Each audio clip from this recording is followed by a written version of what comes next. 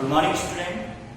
आपका जो EMI lecture series चल रहा है उसमें बेटा नेक्स्ट टॉपिक है what is the self inductance for a solenoid. Clear? तो आज का टॉपिक फर्स्ट स्टार्ट करते हैं। देखिए यहाँ पे टॉपिक है self inductance for a solenoid. Clear?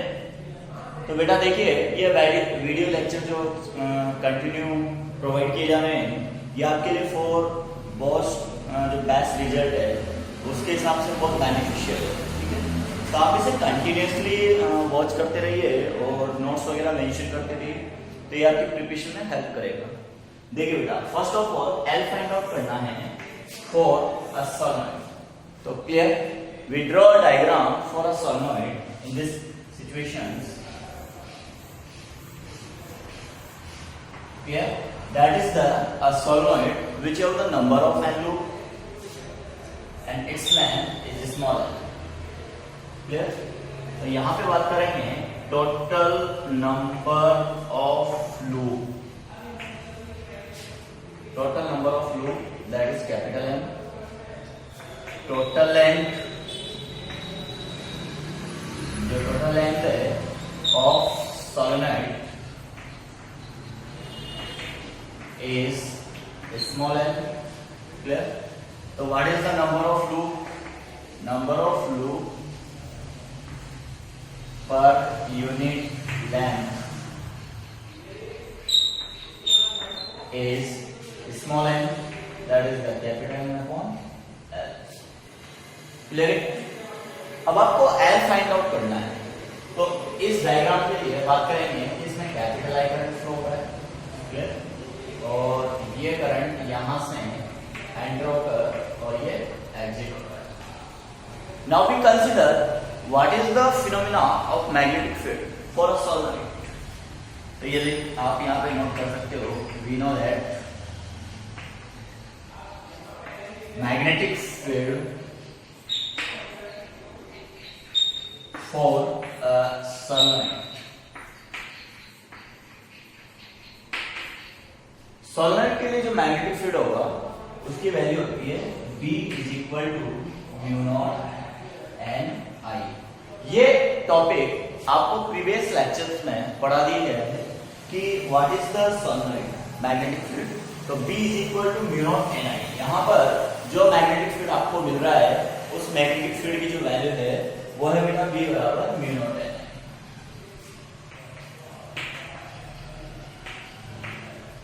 Clear? अब आप बताइए पार्टिकुलर आई करंट फ्लो होने के कारण जो मैग्नेटिक फील्ड जनरेट हुआ है सॉलोनॉइड के एक्सिस पे उसकी वैल्यू है B is equal to mu not N I. That what is the link magnetic flux. तो लिंक मैग्नेटिक फ्लक्स के लिए आपको फॉर्मूला लेना है phi is equal to N I. कौन सा फॉर्मूला लेना है बेटा?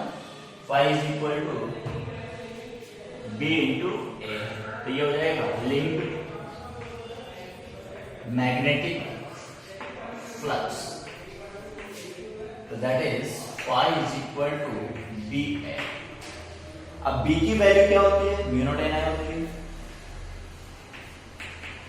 Mu naught N I into A. Clear? Equation number first. आपके पास जो लिंक मैग्नेटिक फ्लक्स का इक्वेशन आया है वो इक्वेशन देखिए बेटा उस पर्टिकुलर पॉइंट के बाद बात कर रहे हैं कुछ इंपॉर्टेंट सेक्शन। क्लियर?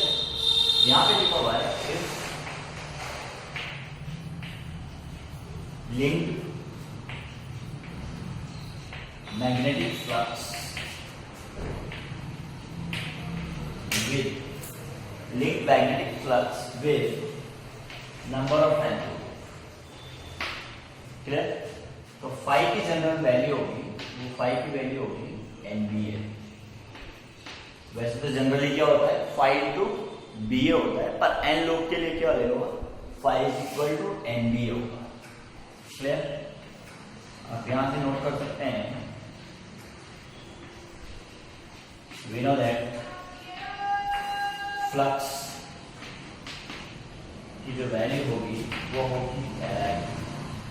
अब दोनों क्या कर दीजिए बराबर कर दीजिए Li is equal to NB what is the value of B, B की जो वैल्यू होगी वो होगी mu not N I into A, I से आई कटेगा। एल की जो वैल्यू होगी वो होगी mu not N small N A. Then what is the replacement of small N, N upon L. तो एल की वैल्यू जाएगी mu not N square, mu not N square A upon L, that is for vacuum, clear. But for medium,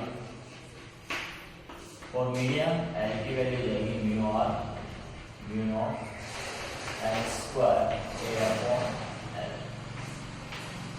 clear. तो जो previous part था उस previous part में आपको ये ऐड करना है, क्लियर बेटा। हेलो स्टूडेंट, आपके लिए नेक्स्ट टॉपिक है बेटा म्यूचुअल इंडक्शन, क्लियर। आपको यही नोट करना है। देखिए सबसे पहले यहाँ पर एक primary coil and secondary coil का कॉम्बिनेशन गिवन है। प्राइमरी कॉइल में आपको सेल करंट प्रोवाइड की जा रही है, that is the direction is clockwise.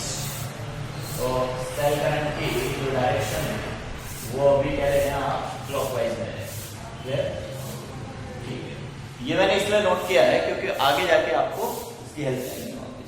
देखिए बेटा यहाँ पर पर्टिकुलर सेल करंट ड्रॉ करने के कारण इस पॉइंट पर एन बना और इस पॉइंट पे क्या बना, एस, क्लियर।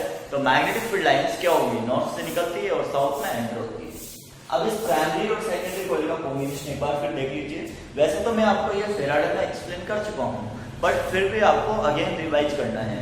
तो यहाँ देखिए प्राइमरी कॉइल में जब क्लॉकवाइज करंट फ्लो होता है तो changes due to the link of magnetic flux and induced EMF generate in the nearby coil या नेबरिंग कॉइल। तो यहाँ पर जो सेकेंडरी कॉइल है उस सेकेंडरी कॉइल में क्या जनरेट हो रहा है, इंड्यूस्ड ईएमएफ जनरेट हो रहा है। देखिए बेटा क्या जनरेट हो रहा है, इंड्यूस्ड ईएमएफ जनरेट हो रहा है, क्लियर। इसकी जो वैल्यू होगी वो होगी माइनस डीफा बाय डीटी। क्या होगी बेटा, माइनस डीफा बाय डीटी होगी। देखिए फर्स्ट कॉइल है, इसमें करंट I1 जनरेट हो, I1 फ्लो हो रही है, तो इंड्यूस्ड करंट आपको फाइंड आउट करना है। तो उसके लिए आप नोट करेंगे linked magnetic flux.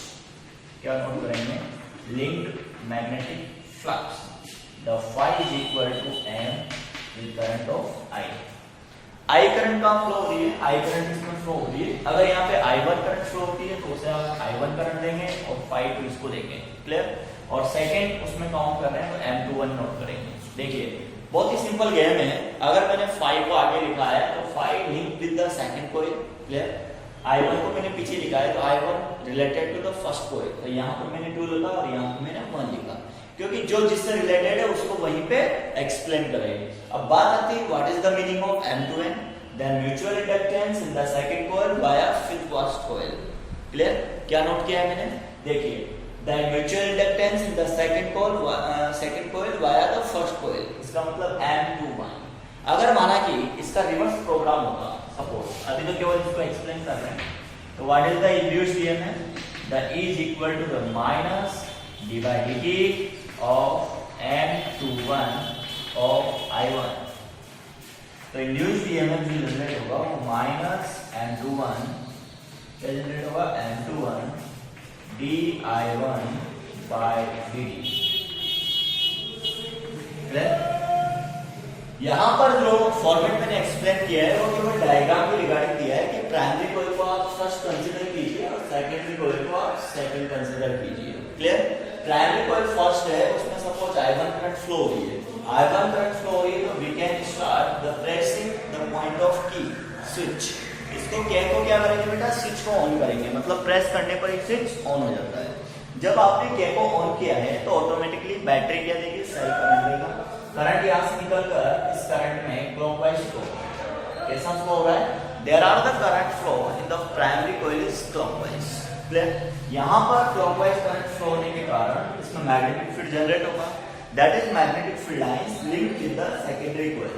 Secondary coil के साथ अगर मैग्नेटिक फील्ड लाइन लिंक्ड होगी तो ऑटोमेटिकली आपको जनरेट करना पड़ेगा या तो phi is equal to B1 into A2। भाई जनरली क्या होगा, B1 is related to the first coil और area second is related to the second coil. तो consideration about the phi is equal to phi2 is equal to B1A2। क्या लेना पड़ेगा आपको? B1A2। B1 किसका मैग्नेटिक फील्ड है बताइए? B1 is the magnetic field produced by the primary coil. Clear? अगर आप नंबर ऑफ लूप के केस में बात करेंगे तो this is will be replace by N2। किससे रिप्लेस हो जाएगा? N2। देखिए, magnetic field provide the first coil when we replace the order NBA। phi is equal to जो NB आता है नंबर ऑफ N लूप में, उसको यहाँ पर रिप्लेस कर रहे हैं। देखिए बेटा, किससे रिप्लेस करेंगे? The phi2 is equal to NBA। तो सेकेंडरी कॉइल में फ्लक्स लिंक हुआ है, इसका मतलब आपने क्या लिखा? phi2 N2 किससे रिलेटेड है? इससे रिलेटेड। क्लियर? B1 किससे रिलेटेड है? इससे रिलेटेड है। और ये सेकंड किससे रिलेटेड है? सेकेंडरी कॉइल से रिलेटेड है। तो आप इसको यहाँ रिप्लेसमेंट दे सकते हो कि if phi2 is equal to M21 with I1। अगर माना कि इसका रिवर्स प्रोग्राम होगा, रिवर्स प्रोग्राम बोले तो कि सर सेकेंडरी कॉइल में करंट फ्लो भी और प्राइमरी कॉइल का टेक ऑफ करना है, तो ये हो जाएगा 1-2 with I1। और इसकी जगह हो जाएगा phi1 is equal to the N1 V2 of N1। अगर माना कि फर्स्ट कॉइल में करंट फ्लो नहीं होगा, सेकंड कॉइल में करंट फ्लो होता है, तो I2 करंट के कारण आप B2 कैलकुलेट करेंगे और B2 के कारण phi1 कैलकुलेट करेंगे। अब देखो यहां पर जो ट्रिक आ रही है, वो ट्रिक यहां पे एक बार मैं रिवाइज करवा देता हूं। अगर आप फर्स्ट के कारण देखिए, अगर आप फर्स्ट कॉइल्स के कारण लेंगे due to the first coil, क्या लेंगे आप? Due to the first coil, तो आपको ट्रिक लेनी है 2-1-2। क्या लेनी है? 2-1-2 ट्रिक। देखिए N2 B1 A2। अगर आपको लेना है due to the second coil, due to the second coil. Clear? अगर आप सेकंड कॉइल के रेफरेंस में लेंगे तो ट्रिक लेनी है आपको 1-2-1। कौन सी लेनी है? 1-2-1। बस यही कॉन्सेप्ट यहाँ पे याद रखना है म्यूचुअल इंडक्टेंस का, बहुत ही ज्यादा इंपॉर्टेंट है। बाकी थ्योरेटिकल तो मैं आपको सेंड कर दूंगा। समझाने के लिए बेटा ये पॉइंट है कि जब आप प्रेस टू द की के, अब आप के को क्या करते हो? ऑन करते हो, तो धीरे धीरे इसमें क्या होगी? करंट बढ़ेगी। क्लियर? इसमें करंट बढ़ेगी तो यहाँ पर लिंक फ्लक्स क्या होगा? बढ़ेगा। क्लियर? इसका मतलब इंड्यूस्ड करंट क्या होगी? जस्ट अपोजिट फ्लो होगी due to the mutual inductance. Clear? ये डायरेक्शन दे रखी है, ये म्यूचुअल इंडक्टेंस के कारण करंट की डायरेक्शन है। तो ये करंट आइडिया यहाँ पे रिवर्स फ्लो। इसका मतलब सेल करंट अगर क्लॉकवाइज है तो इंड्यूस्ड करंट कैसी है? इंड्यूस्ड करंट यहाँ पर एंटी क्लॉकवाइज। कैसी बेटा? Anti clockwise. ये पूरा का पूरा आपको जो सिनेरियो दे रखा है मेरे बोर्ड पर, आप आराम से देखिए। थोड़ी देर के लिए मैं साइड हो जाता हूँ। देखिए बेटा, आप आराम से देखिए इस पूरे फिनोमेना को। That is the best method of mutual inductance. Clear? तो कैसा लगा आपको? क्लियर? स्टडी अच्छी चल रही है लॉकडाउन में? तो ये आपका कंप्लीट फिनोमेना यहाँ पे फिनिश होता है। अब लेंगे आप नेक्स्ट जो इसका डेरिवेशन है। डेरिवेशन है किससे रिलेटेड?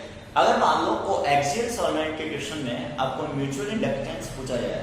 कोएक्सियल सॉलिनॉइड मतलब यहाँ पर दो कोएक्सियल सॉलिनॉइड्स हैं, उसका एक फॉर्मेट लेंगे, नेक्स्ट पार्ट में आपको डिस्कस करवाया जाएगा। चलो, हेलो स्टूडेंट, आपका नेक्स्ट टॉपिक है म्यूचुअल इंडक्टेंस। क्लियर?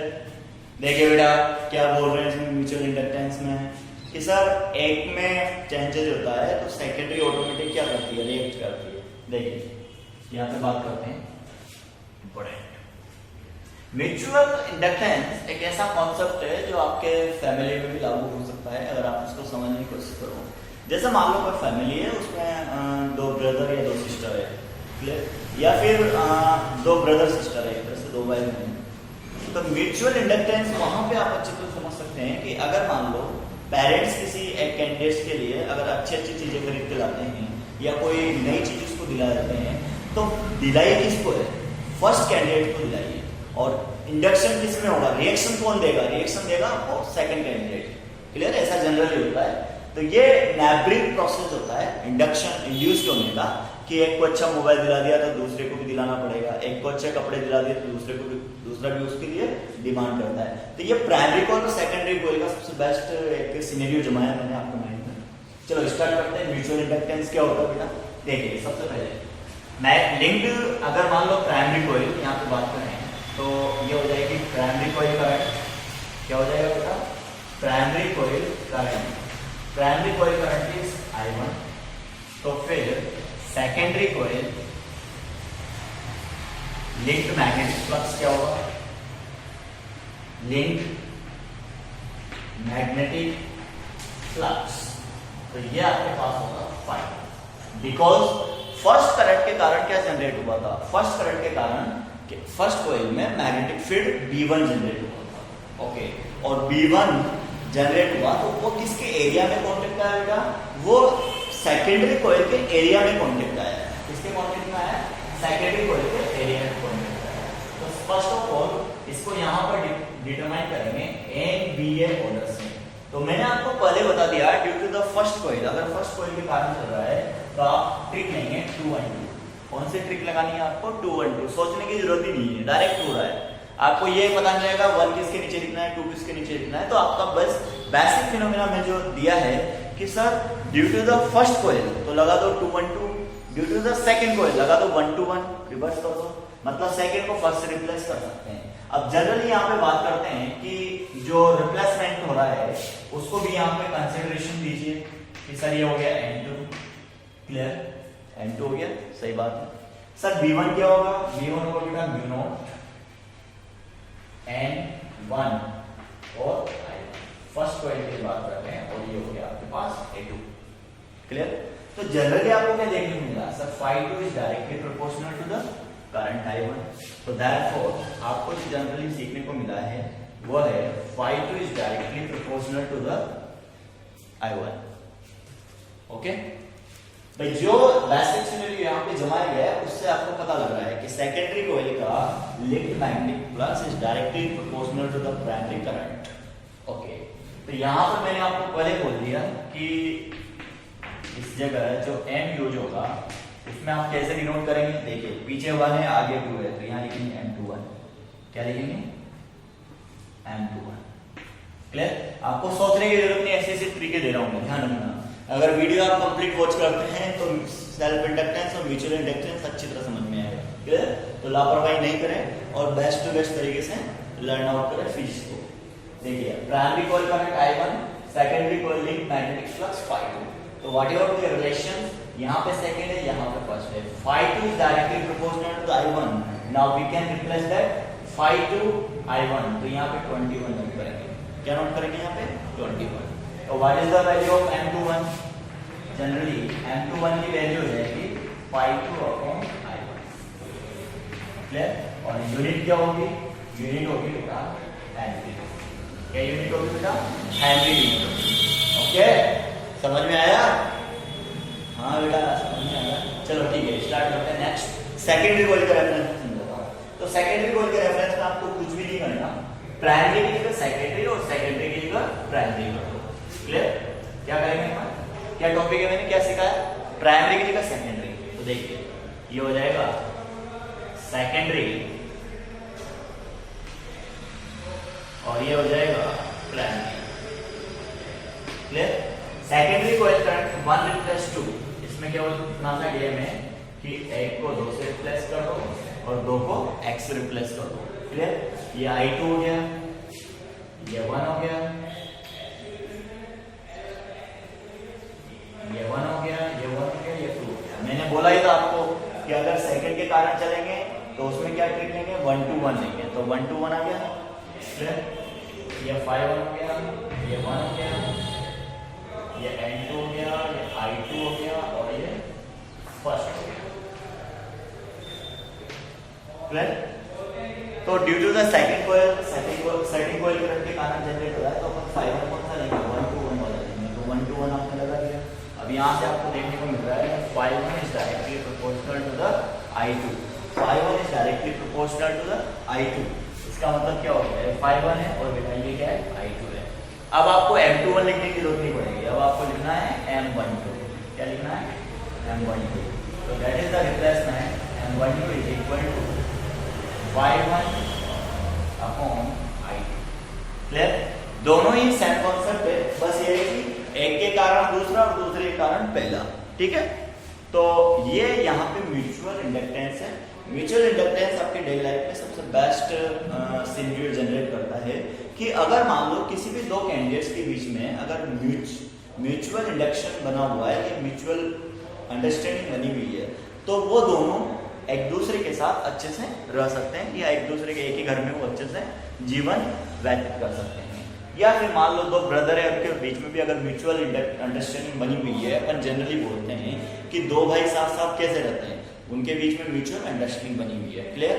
दो फैमिली एक साथ कैसे रह सकती है, उनके बीच में म्यूचुअल अंडरस्टैंडिंग बनी हुई है। तो यहाँ पर भी केस वही है कि mutual induction is the program of the process based on the primary and secondary coil. Clear? ये पूरा का पूरा सिनेरियो मैंने आपको दिया है, that is the complete mutual inductance. Clear बेटा? तो समझ में आ गया 1 to 1 कहाँ पे लेना है, 2 1 2 कहाँ पे लेना है, M21 कहाँ पे लेना है, M12 कहाँ पे लेना है। L और M दोनों सेम है, बस L सेल्फ के लिए आता है और M म्यूचुअल के लिए आता है। Is that clear?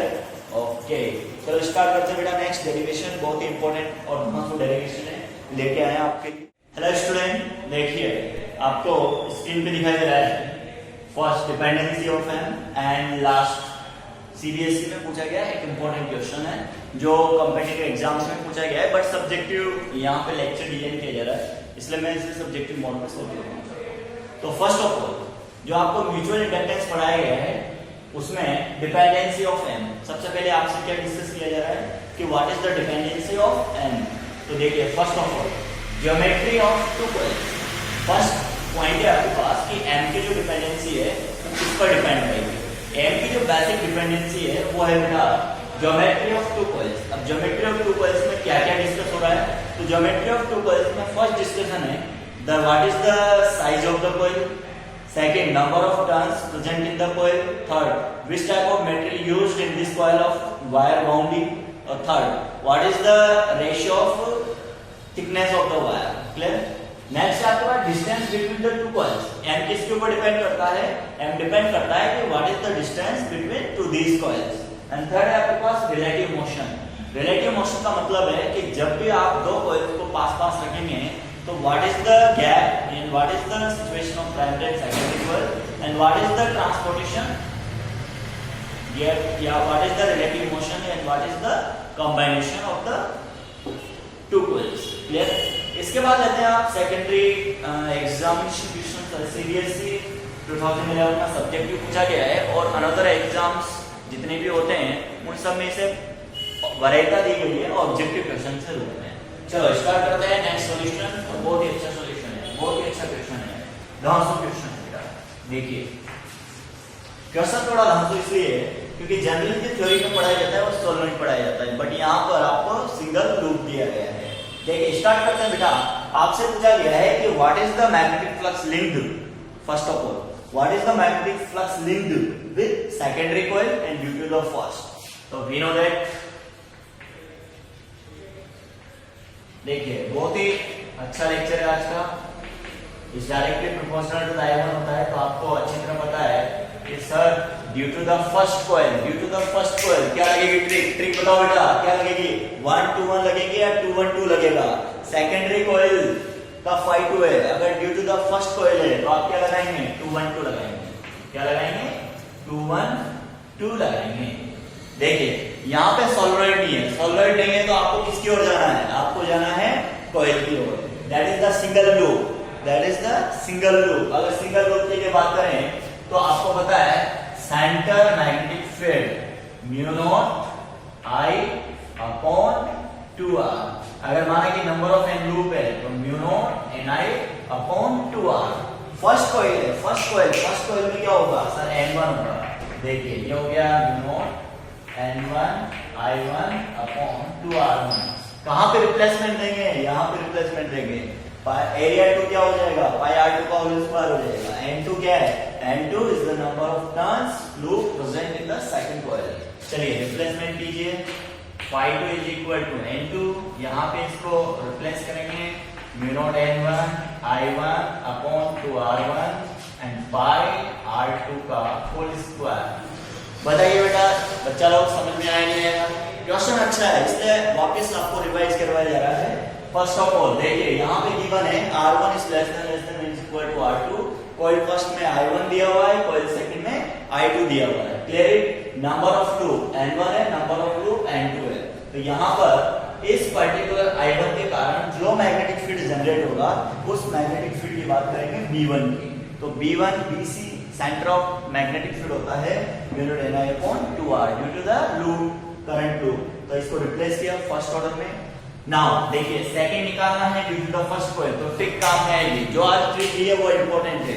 अगर due to the second coil होता तो 1 to 1 यूज करते हैं आप। B1 को आपने रिप्लेस कर दिया। क्लियर? तो what is the value of phi2? phi2 finally क्या वैल्यू देगा आपको? Mu naught N1 N2 I1 upon 2R1 multiply with pi R2 का whole square. Clear? Question number first. बताइए बेटा, हुआ नहीं हुआ? समझ में आया नहीं आया? बताइए फटाफट। Is that clear? Is that clear? चलो यहाँ पे phi2 क्लियर है। चलो स्टार्ट करते हैं म्यूचुअल इंडक्टेंस टर्म्स के लिए। तो म्यूचुअल इंडक्टेंस टर्म्स में आपको और भी बहुत अच्छे से समझाया अभी थोड़ी देर पहले कि सर phi2 ले रहे हो, कोई दिक्कत नहीं।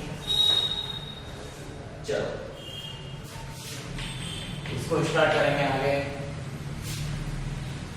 We know that phi2 is directly proportional to the I1. Now phi2 is equal to M21 of I1. ऐसा कुछ है? ठीक है। Equation number 2। Clear? Equation 2 same equation first में रिप्लेस कर देंगे तो phi2 की वैल्यू हो जाएगी M21 I1 is equal to mu naught N1 N2 I1 upon 2R1 by R2 का whole square. Clear it? I1 से I1 को रिप्लेस कर दीजिए, I1 से I1 कट गया, बचा कौन? N21। That is the mu naught N1 N2 by R2 का whole square divide by 2R1। Clear? Therefore M21 is equal to capital M mutual inductance। क्या होगा बेटा? म्यूचुअल इंडक्टेंस होगा। चलो आज का लेक्चर यहीं पे फिनिश करते हैं। That is the very top most questions जो सब्जेक्ट को पूछा गया है। और यहाँ पर जो बेसिक फिगर है तो उसमें सबसे पहले इस चीज को फोकस करना है। That is the very important points and आप लोगों को इस पे फोकस करना है। We know that the phi2 is equal to second coil में फर्स्ट कॉइल के कारण निकालना है तो then we can use 212। Clear? यहाँ पे 212 यूज हो रहा है। अगर बेटा due to the second coil निकालना होता फर्स्ट के लिए तो phi1 इधर आता और यहाँ पे यूज करना पड़ता आपको 1 to 1। Very good, thank you.